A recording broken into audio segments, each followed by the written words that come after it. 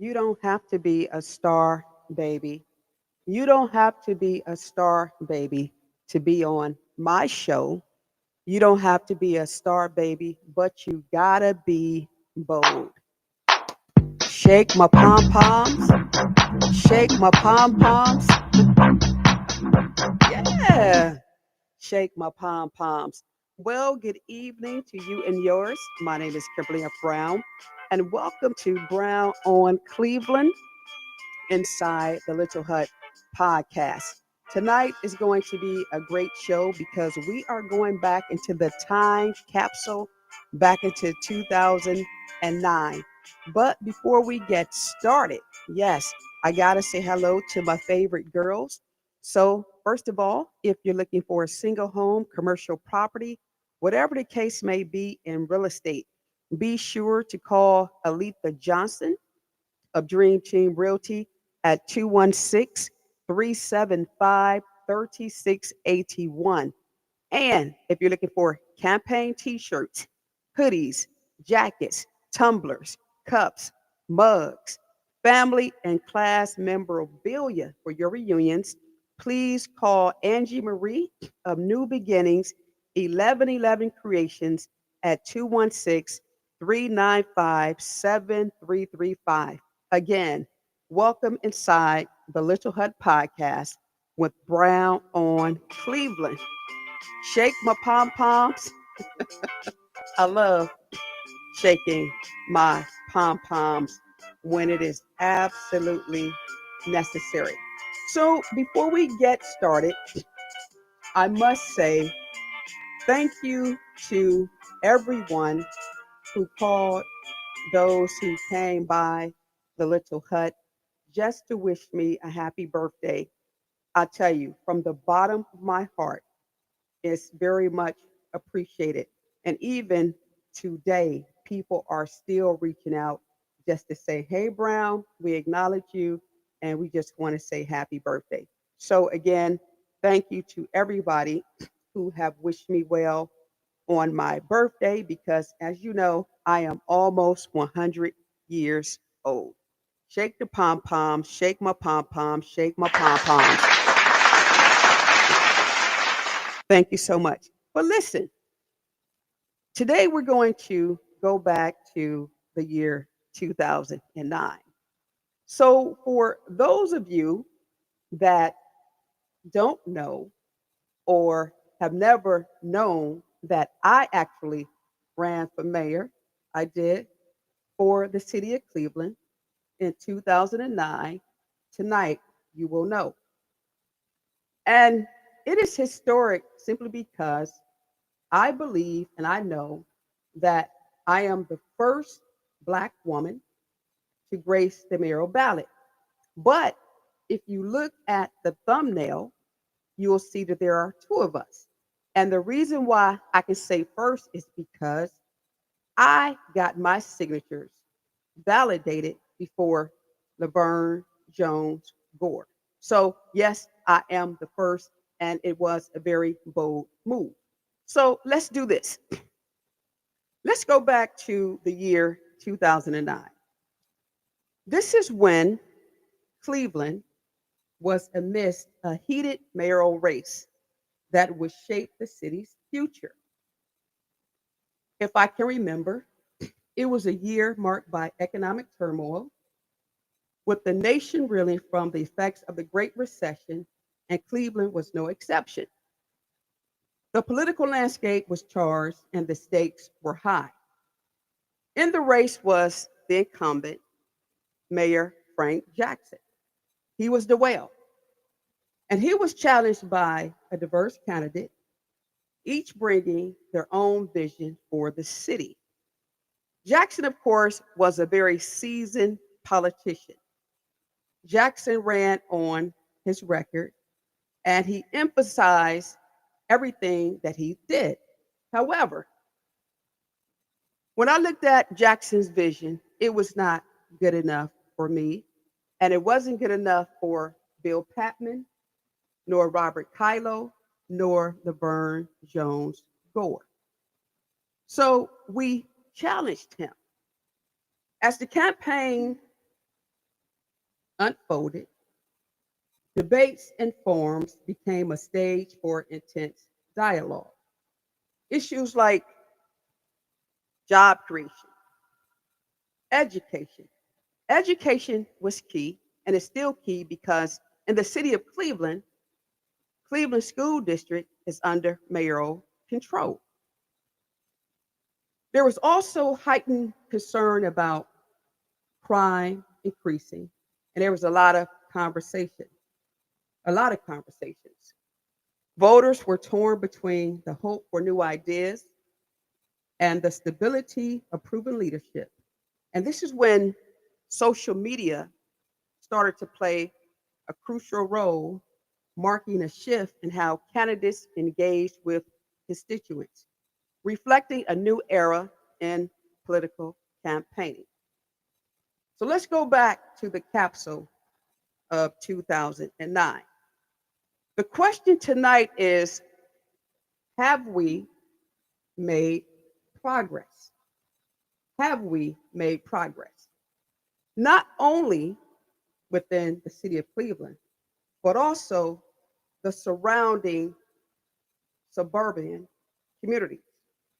Do you think that the city of Cleveland and our neighboring suburbs are headed in the right direction?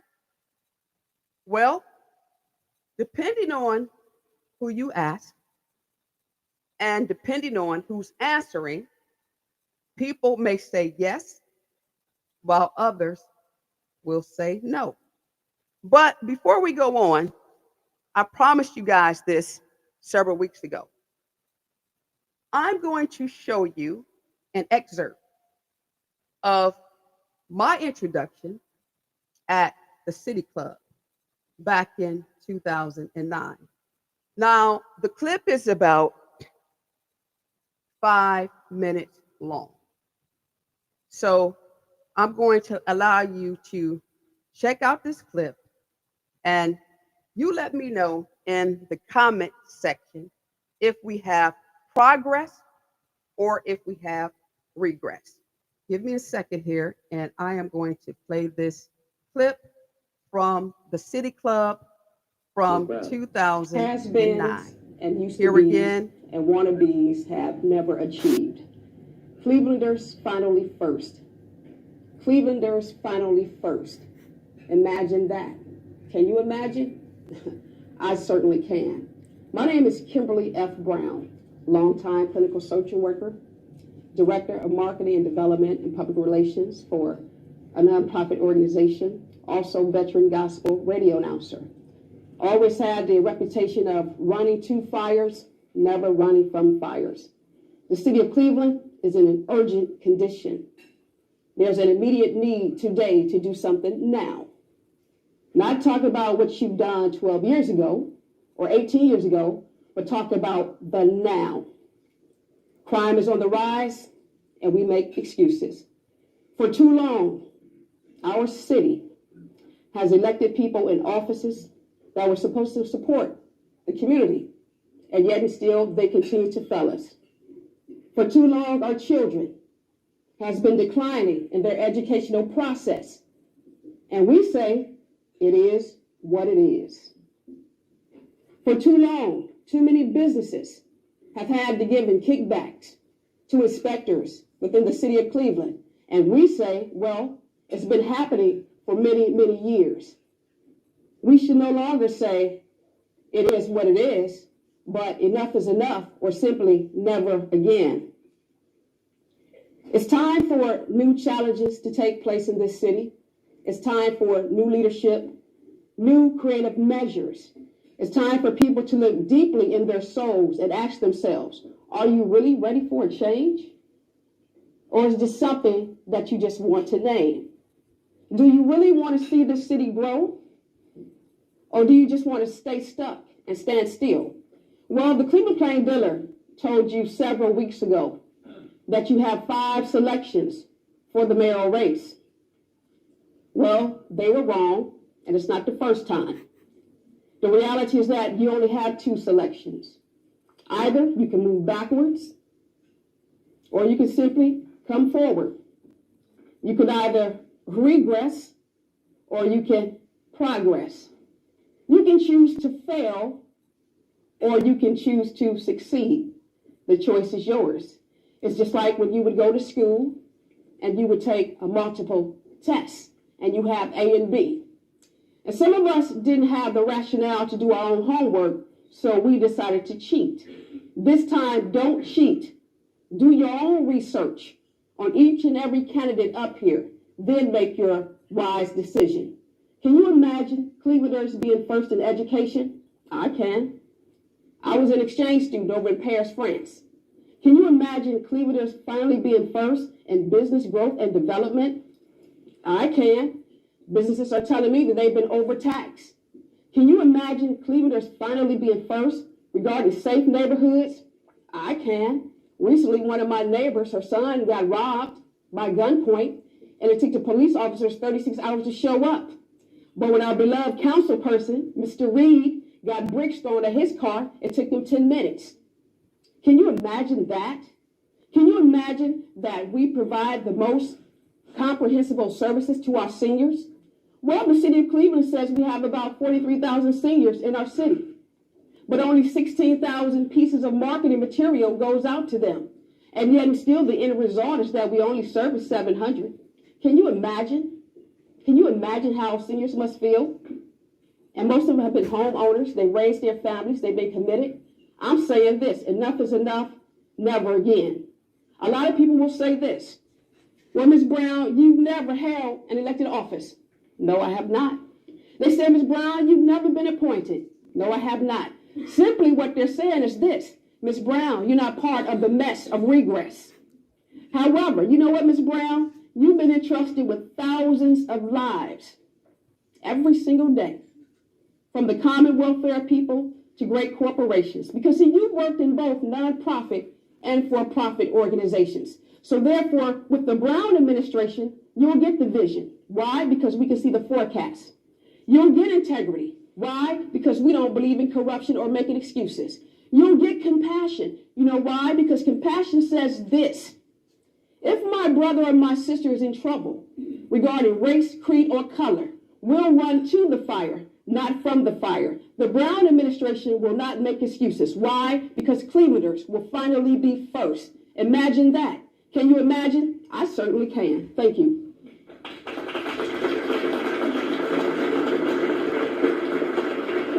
Thanks, Ms. Brown. Again, do you think that the city of Cleveland, do you think that we have regressed or have we made progress? Crime is high, and we have a mayor that has hired a marketing firm to tell you that crime has decreased. We have a school system that told us during the last election that they needed more money, so therefore they could provide more activities and more financial help to our teachers. But months later, we found out that a lot of the money that the school has used is being misused.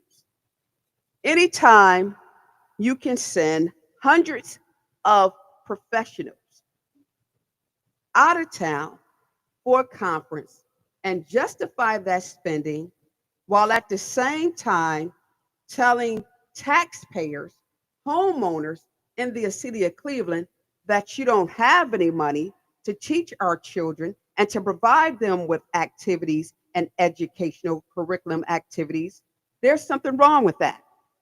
Things are being mismanaged. Have we made progress?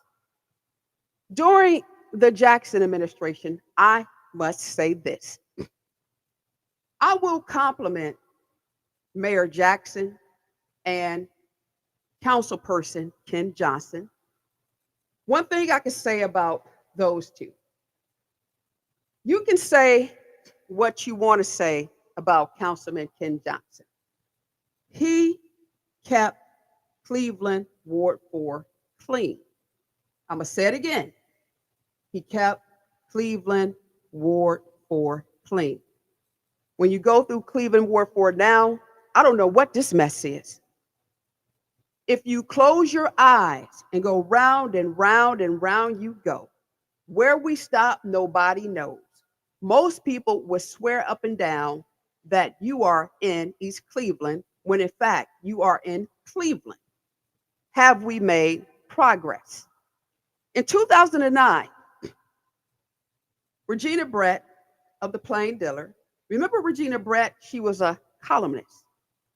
And this was during the height where our young Black males, they were beginning to get into trouble. Regina Brett wrote a column, and her question was to every single Black leader in Cuyahoga County, but especially those who lived or had churches within the city of Cleveland. She asked Black folk, pastors, leaders, those in the amen corner, what are you going to do about the increase in crime and unruly behavior when it comes to Black youth? Well, rather than the Black pastors and the Black so-called leaders come up with a viable plan back in 2009, rather than do that, they decided to attack her. They were saying things like, how dare this white woman tell the man of God how to deal with Black youth? She's not Black. Regina Brett faced a lot of attacks. However, there were 3 entities that provided the Plain Dealer with a plan on how to confront thug culture within the Black community. Policy Bridge under Randall McShepard, Pastor Marvin McMickles. At that time, he was the pastor of Antioch Baptist Church. Then there was a third individual, and that was Kimberly F. Brown. We provided Regina Brett, Channel 19, the Plain Dealer, with a plan on how to save the city of Cleveland from thug culture.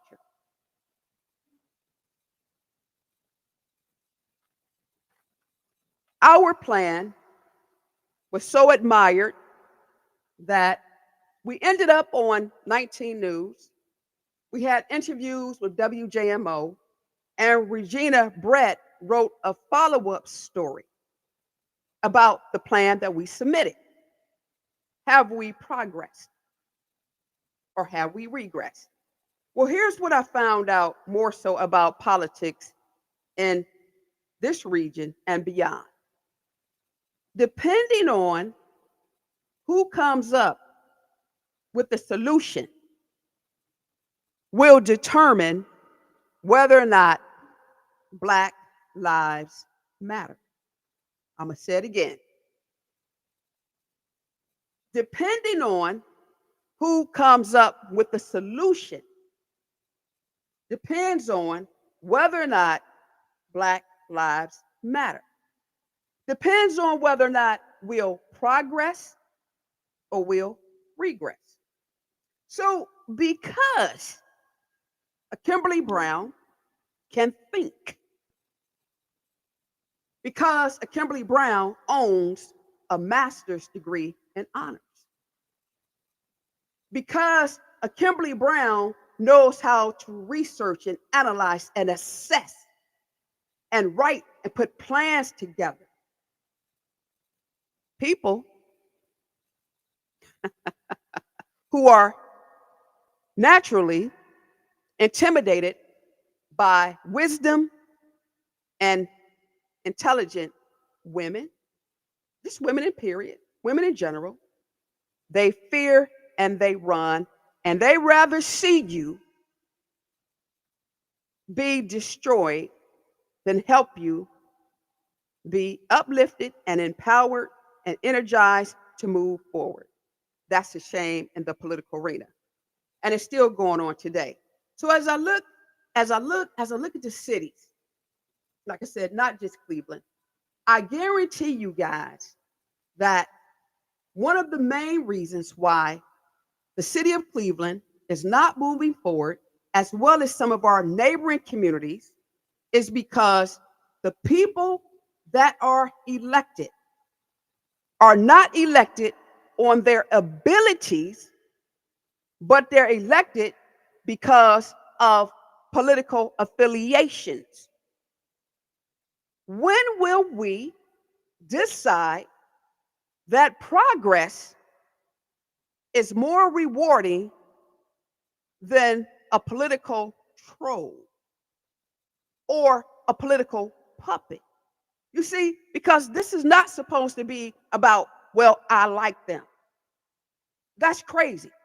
The question we got to start asking candidates who are running for mayor, what is it that a mayor does? Tell me about some job responsibilities that you would be involved with if, in fact, you are elected. A lot of people think that, and let me clear this up. Some people believe that the mayor oversees the council. Not true. Not true. The mayor is supposed to work hand in hand with the city council to help balance the budget and enact legislation. The mayor is the chief executive of the city, and he or she is responsible for the city administration, overseeing city services, and representing the city. So you got to ask yourself, is your city progressing or is it regressing? So let me say this to you real quick because I only got a couple of minutes. I was going through the duties of the mayor, especially as we watched what happened to the city of East Cleveland and how they literally took the city of East Cleveland because apparently they didn't have any competent people who could serve as interim mayor. So Judge Russo had to go outside and get somebody because he couldn't trust anybody inside to handle the business of the city. But East Cleveland's not the only one, y'all. It's not. There are other cities. Have you been to their council meetings? You got the mayors being a bully. There's nowhere in this job description does it say that the mayor is responsible for helping other people get elected. He or she ain't got no business dealing in that type of politics when they already have the seat. Focus on your job. There was a recent story on Channel 19 about the city of Maple Heights, and this was disheartening. This was a story about the woman who lived next door to city property, and the city can't even maintain the city property, and because they can't maintain a damn property, they are damaging the lady's car and her house. And they go to the city, right? They speak with the service director. And the most he can say is this: well, I know about it, so I'm going to try to do something next week. Listen, this lady has been complaining. And she's not nasty. Very professional woman asking for help. But when I look back at the job description, it says that the mayor is responsible for overseeing city services. So if the service director can't do his job, forget about politics. Maybe you need to send a joker walking. Your job is to service the community. Stay out of politics. It's not a good thing. The question again, are we regressing or are we progressing? If you travel around the city of Cleveland and some of the adjacent communities, you can't help but tell the truth and say we are regressing. Somebody said the other day, I was watching some stuff on YouTube, and a guy was talking to, I believe, the mayor. It could have been the mayor of Washington, or it could have been North Carolina. I can't remember that part. But the mayor was telling the guy how well the city was doing, economics was doing very well. He says, He said, let me stop you. He said, that's a lie. He said, because back in the day, he says, we didn't have these problems. Because back in the day, you could sit on your porch and not have to worry about somebody coming in your yard, approaching you, trying to harm you. Back in the day, you could leave your window open. You can't do it now. Back in the day, you could go to the gas station, pump gas in your car, and nobody would bother you. Back in the day, young people ran to school. They didn't run from school because they wanted to get an education. Back in the day, our seniors, they would be able to walk down their street and get their steps in because they have to exercise. I'm just about there. Today, you can't do it. And I don't care what community you're in. Are we progressing? Are we regressing? 2009, I clearly told you guys that, hey, we needed to change the ship around. But it's more like this. If you're not part of a certain party, if you don't bow down to the bosses, or some people say you're plantation owners, people don't listen. They rather see you die. They don't care about the community. They care about positions. They care about who they're going to help get elected, be it that the person is competent or incompetent. It's more like, well, I like them, so we're going to help them, get a seat. That's not what this thing is supposed to be about. It's supposed to be about the people. So we're in election 2025. There are a lot of things going on. I just hope people will be wise. Again, people are running for office. Ask yourself, are we progressing? Are we regressing? And if we're regressing, go find you a candidate that you believe can help you move forward. The hell with endorsements. I don't care if the mayor, if the president of the United States come down here and endorse that person. The question is, are we progressing? Are we regressing? Research the person. Go to the county website. Find out if they have any felonies or misdemeanors. And if so, find out why. Be careful about who you stand behind. My name is Kimberly Brown, you guys. My time is up. Again, I've had a long week. Thank you to everyone who wished me a happy birthday. Certainly appreciate it. And I certainly appreciated those flowers that was on my porch yesterday. That was really heartfelt. At any rate, listen, my time is up. As I say each and every podcast, I know, you know, y'all don't like me, but I think y'all do because I got a lot of birthday hellos and gifts, and it was very touching. But I got to stick to my mantra. I know you don't like me, and I don't like you, and that's what we have in common. But in reality, if you need me, call me. Just don't talk about me because y'all know how I get down. I'll talk about you back. All right. So remember, you don't have to be a star to be on my show. You don't have to be a star to be on this show. You don't have to be a star to be inside the Little Hut podcast, but you gotta be bold. Again, my name is Kimberly F. Brown.